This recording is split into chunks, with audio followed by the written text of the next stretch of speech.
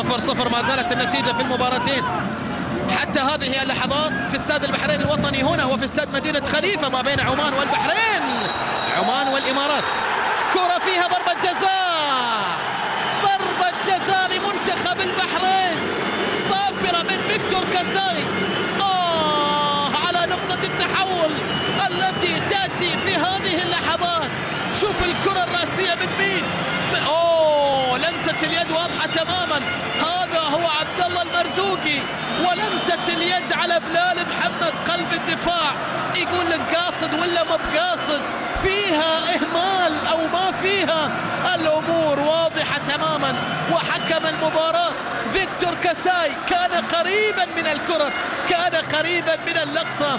ضربة الجزاء التي تأتي الآن لمصلحة المنتخب البحريني في فرصة كبيرة جدا للتقدم في هذه المباراة.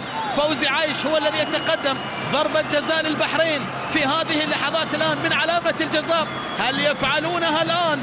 هي ضربة الجزاء بعد كرة خلفان إبراهيم خلفان، وبعد أيضا كرة بدر المطوع أمام اليمن. خلفان إبراهيم خلفان أمام المنتخب الإماراتي. فوزي عايش الآن يواجه بابا مالك في ضربة جزاء أخرى هنا في خليجي 21 أمام الحارس الذي يحمل الرقم 22. فوزي عايش رقم 12، اقلبها راح تكون 21. يطمح إلى الوصول إلى السيمي فاينل في هذه البطولة.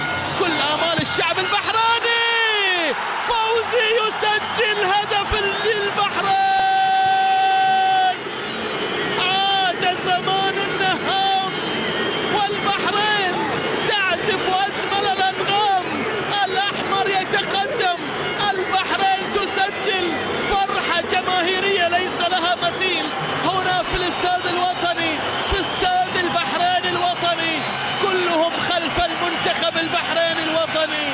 الكرة مستحيلة على بابا مالك، تهز الشباك